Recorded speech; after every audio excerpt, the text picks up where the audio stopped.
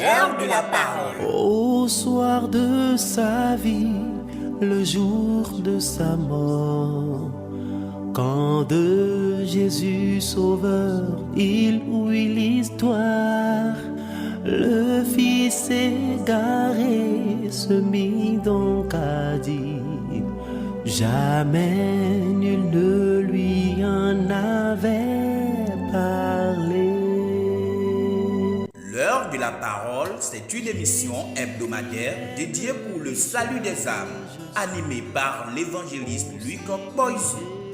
L'heure de la parole. Ne manquez pas à ce merveilleux programme pour votre croissance spirituelle. Pour que j'hérite la vie éternelle.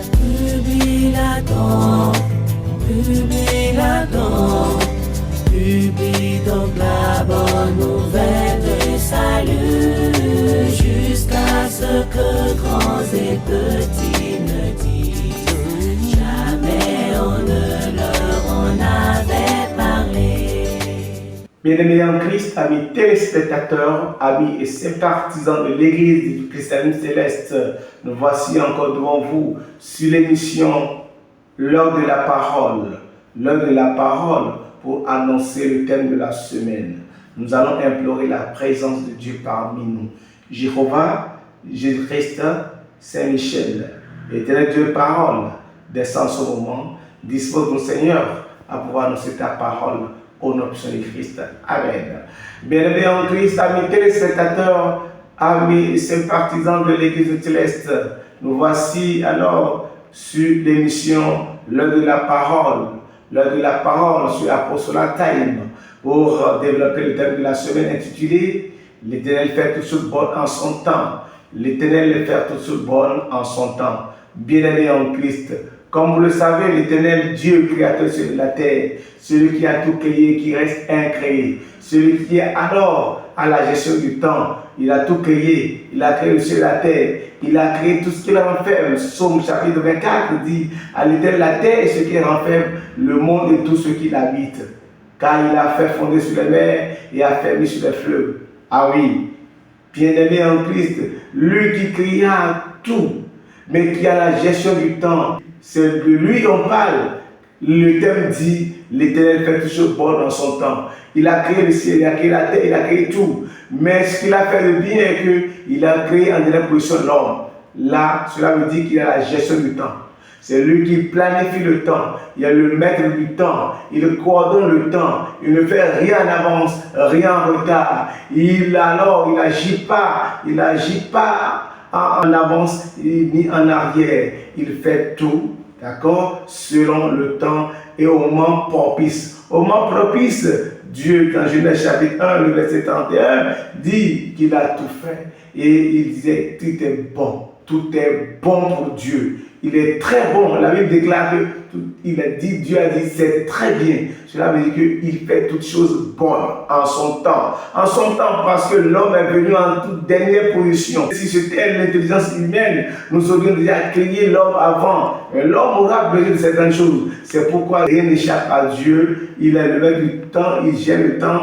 Dans sa perfection, il gère le temps. Dieu est parfait. Personne n'a été son conseiller. Il n'attend de nous rien du tout. Donc, il a tout fini. Lorsqu'à la fin, il a amené l'homme pour maintenant être le maître de tout ça. Donc, l'homme doit gérer tout ça. L'homme, alors, aura besoin de quoi que ce soit. L'homme est venu maintenant pour gérer ce que Dieu a créé. Donc, l'homme est venu en son temps. L'homme est venu au bon moment. Donc, Dieu a la gestion du temps. Le timing de Allah appartient à Dieu. Dans sa perfection, Dieu gère le timing du temps. Dans sa perfection, il gère le timing du temps parce qu'il contrôle le temps. Il ordonne le temps. Il dit, Daniel 2, le verset 21, la Bible dit, c'est lui qui renverse le temps et les circonstances. Il renverse le temps et les circonstances. Il dit, ce temps c'est la saison pluvieuse, ce temps c'est la saison sèche. Mais il peut renverser encore la saison pluvieuse, il peut encore renverser la saison sèche. Il a la gestion du temps, il coordonne le temps. Bien-aimé en Christ, qu'est-ce qu'il lui faut? il faut alors se soumettre à lui, il faut l'adorer, il faut s'humilier, alors il faut se soumettre à lui. C'est de ça qu'il s'agit. L'homme doit se soumettre à l'Éternel Dieu qui a tout sur la terre, qui a la gestion du temps. C'est pourquoi Ésaïe chapitre 55, le verset 8 dit, la voix de l'homme n'est pas celle de Dieu. La voix de l'homme n'est pas celle de Dieu. Cela veut dire que Dieu agit autrement, tandis que l'homme agit autrement. Qu'il nous souvienne, oui, dans la Bible, Dieu a dit, en Habakkuk 2, le verset 3, dit, car c'est une prophétie dont le temps alors est fixé. Le temps est fixé. C'est un temps d'attendre là. Parce que Dieu a fixé un temps, une époque pour agir, une date pour agir. Mais nous ne savons pas. La Bible déclare, Ecclésiaste chapitre 3, le verset 11, que Dieu fait toutes choses bonnes en son temps. C'est de là que le thème a été tiré. Dieu fait toutes choses bonnes en son temps. Et alors, il a mis dans la pensée de l'homme l'éternité, bien que l'homme n'arrive pas à décéder les œuvres de Dieu. Vous voyez, l'homme n'arrive pas à comprendre, malgré que nous avons l'éternité en nous, mais nous n'arrivons pas à déterminer les œuvres de Dieu.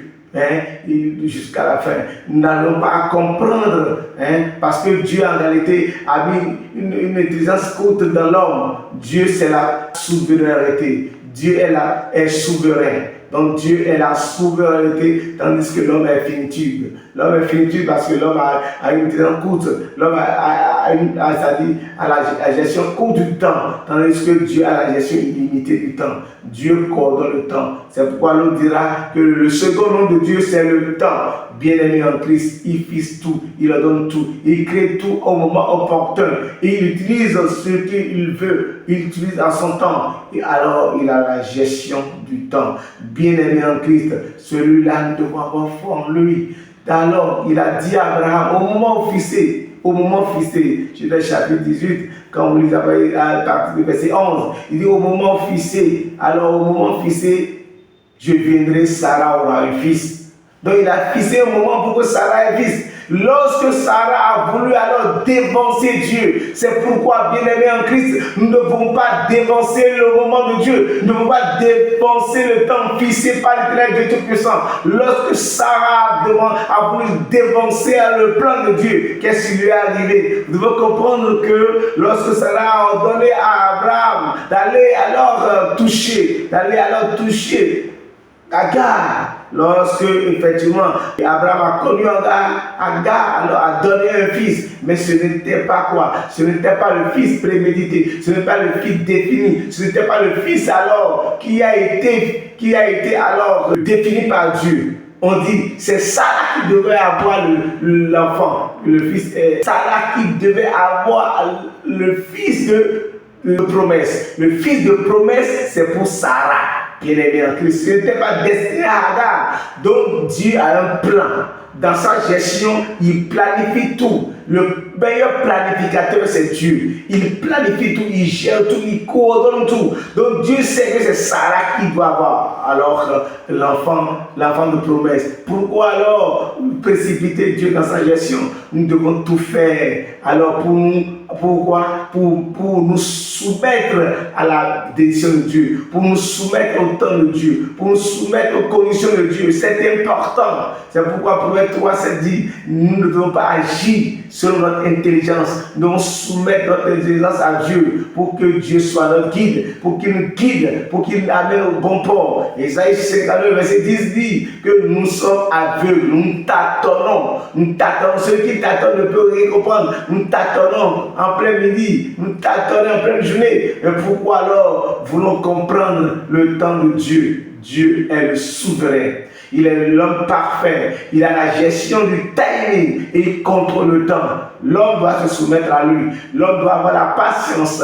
Alors, pour attendre Dieu, l'homme doit avoir la foi et garder sa foi pour dire j'espère en l'Éternel et il agira. Son verset 14. Nous devons espérer en lui. Nous devons attendre de lui. Oui, Lamentation 3, le verset 26. Nous devons être patients pour que Dieu gère le temps pour nous. 2 Pierre 3, 9, verset 9 l'a dit. Nous devons être patients. Alors, Dieu fixe un temps. Il a fixé un temps pour que le fils de promesse arrive. Et au moment opportun, dans Genèse 21, 1 à 2, Dieu alors a donné à Sarah, celle qui devait avoir le fils de la promesse, est venu. L'enfant est venu par elle. Bien-aimé en Christ, c'est de ça qu'il s'agit. Joseph, vous voyez, Dieu a défini un temps pour élever Joseph. Joseph a connu des hauts et des bas, mais au moment fixé, au temps opportun, au temps voulu, Dieu a élevé. Il a fait de Joseph le premier ministre d'Égypte. Bien-aimé en Christ. Alors pourquoi nous précipitons-nous dans la gestion du temps? L'homme se désole. Dans la gestion du temps, l'homme se décourage. Isaïe 49, le verset 14 à 16, si on disait, l'Éternel m'a abandonné. L'Éternel m'a abandonné. Et Dieu réplique. Il dit, est-ce qu'une femme qui a un enfant, un bébé, alors peut laisser cet enfant? Est-ce qu'une femme qui allait peut laisser son enfant qu'il allait? La Bible déclare, est-ce qu'une femme qui allait un bébé peut laisser l'enfant qu'elle allait? La Bible déclare loin de là. Mais pas extraordinaire, la Bible continue pour dire, la parole de Dieu continue pour dire, pas extraordinaire. Si cette femme laisse l'enfant qu'elle allait, moi l'Éternel, je ne vous oublierai point. L'Éternel dit qu'il ne nous oubliera pas. L'Éternel a un plan pour nous. Jérémie 29, verset 11. La Bible déclare que je connais les projets que j'ai formés sur vous. Ce ne sont pas des projets de malheur, mais des projets de paix. L'Éternel a un plan pour l'homme. Il a dit, soyez féconds, multiplie la terre. L'homme est le maître de la terre. Et pourquoi alors se plaindre de la gestion du temps? Dieu a la variété des saisons. Dans la gestion du temps, Dieu a la variété de ces saisons. Il a eu des saisons de pleurs, des saisons de joie, des saisons de peine et de joie, des saisons de construction, des saisons de destruction, des saisons alors pour naître et des saisons pour mourir. Dieu a la saison du temps. Même la mort pour Dieu est un gain, comme Philippiens, le verset 22 jusqu'à 22 l'a dit, la mort est un gain. La mort est un gain pour l'homme. Dieu a dit dans Romains, alors 14, verset 7 à 8, que si nous vivons, nous sommes pour Dieu. Si nous mourons, nous sommes de Dieu. Donc en réalité, la mort, quand les gens pleurent, Dieu ne voit pas ça. Parce qu'il a fixé un temps pour que l'homme revienne. Il agit sans temps. Et c'est bien pour lui. C'est pour dire toutes choses est belle pour Dieu dans sa gestion du temps. Donc nous devons nous soumettre à lui. Lorsqu'on est, Dieu est bon. Mais lorsqu'on doit partir, c'est encore bon pour lui. Il gère tout. Il ordonne tout. Il coordonne tout. Et rien ne lui échappe. Rien n'échappe à Dieu. Dieu n'agit pas au hasard. Dieu a un plan. Il gère tout. Le meilleur planificateur, comme il a dit, c'est lui. Bien-aimé en Christ, l'homme doit se soumettre à lui. Et il faut comprendre, dans Psaume 145, le verset 9, Dieu alors gère tout avec bonté. La bonté appartient à lui. Il gère tout avec bonté. Il dit tout est bon pour lui. Bien-aimé en Christ, il faut à l'homme la soumission, la foi et la patience pour atteindre quoi? Pour atteindre ce que Dieu a défini pour lui, pour atteindre la promesse de Dieu, pour atteindre le bon moment de Dieu, pour atteindre le temps fixé par Dieu. Parce que Dieu alors, qui voit tout, qui connaît ce qui arrivera demain, il cherche le temps selon. Donc Dieu a le calendrier du temps. Le calendrier même de Dieu, c'est ça, nous devons soumettre au calendrier de Dieu et non au calendrier humain.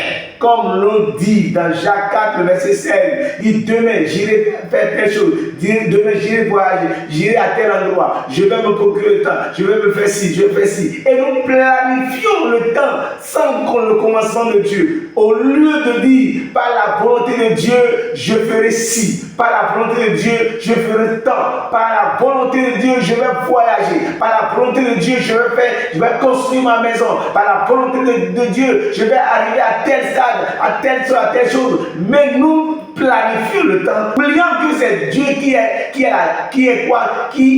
le gérant du temps. Nous oublions que Dieu, c'est lui qui est le maître du temps. Ce thème alors nous appelle à la soumission. Ce thème nous appelle à la foi en Dieu. Ce thème nous appelle à l'humilité. Ce thème alors nous appelle à l'humilité, à la patience et se soumettre à Dieu, se laisser à Dieu. C'est Dieu qui est le conducteur de notre vie, et le conducteur de notre temps, et le conducteur alors de notre temps, parce qu'il a la gestion du temps.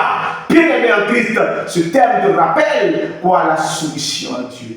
Celui qui se soumet à Dieu, Dieu l'élève et Dieu le rehausse. Jésus-Christ est venu au moment opportun. Galates 4, le verset 4, il a dit, au moment opportun, au moment voulu, Dieu a envoyé son Fils. Dieu a envoyé son Fils pour sauver le monde. Il ne l'a pas envoyé dès le commencement. Il a pris un temps. Il a envoyé les prophètes. Il a envoyé Moïse. Il a envoyé Josué. Il a envoyé Samson. Il a envoyé Zacharie. Il a envoyé. Mais au moment opportun, au moment fixé par Dieu, au moment défini par Dieu, pour sauver le monde de la main du calamisateur. Alors il a fait quoi? Il a envoyé son Fils unique au moment fixé, au moment voulu. Alors ce Fils a travaillé pendant une trentaine d'années. Lorsqu'il a commencé le vrai travail, il a encore pris 3 ans pour faire le moment est venu. 3 ans. Alors au moment opportun, Dieu alors a utilisé son Fils. Oui, c'est de ça qu'il s'agit. C'est pourquoi il dit, Jésus disait quelque part, mais vous me voyez toujours. Pourquoi vous ne m'avez pas alors arrêté? Vous me voyez toujours, je viens tous les jours. Oui, le moment est venu pour qu'il soit arrêté. Ça, c'est le moment venu pour Dieu. Lorsqu'il a été arrêté, alors il s'est plus défendu parce que c'est le moment voulu par Dieu pour qu'il soit arrêté, pour que le monde soit sauvé. Il faut qu'il soit arrêté, qu'il soit alors crucifié, qu'il soit tué. Alors, bien-aimé en Christ, il est venu pour nous sauver. Jésus-Christ est venu pour nous sauver. Bien-aimé en Christ, nous devons savoir que la gestion du temps appartient à Dieu. Qu'est-ce que nous pouvons tirer de ce terme? Nous pourrons simplement tirer de ce terme que Dieu est le maître du temps. Nous devons se soumettre à lui. Aucun programme, nous ne pourrons rien faire sans lui. Demander alors son concours dans la gestion de notre temps, se soumettre à lui et savoir attendre la promesse. Si elle t'a d'attendre là, elle s'accomplira. Mais je peux te dire, par ta faute, tu perdras l'héritage de Dieu. Qu'est-ce que tu fais? Est-ce que le temps que tu cours aujourd'hui, cela ne dépend pas de ton péché, de tes iniquités, de tes transgressions, et tu te dis que c'est le temps de Dieu? Ça peut être le temps de Dieu, mais alors examine-toi, rentre à toi-même pour savoir si le temps alors que tu gères actuellement, est-ce que cela ne dépend pas de tes péchés? C'est important. Je laisse cela à ton examination.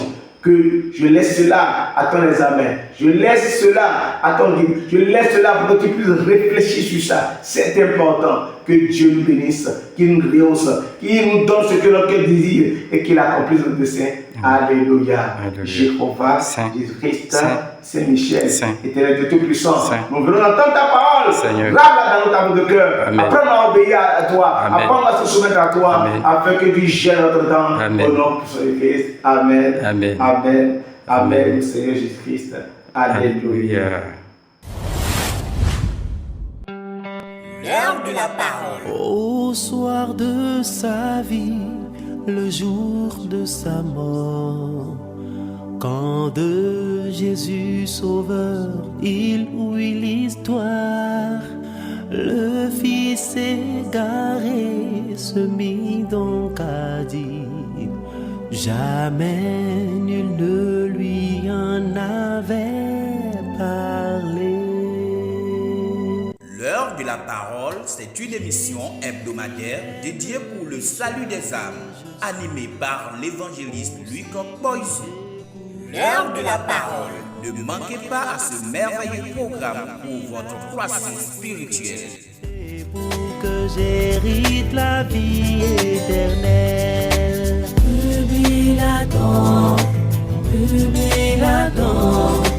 Publie donc la bonne nouvelle de salut, jusqu'à ce que grands et petits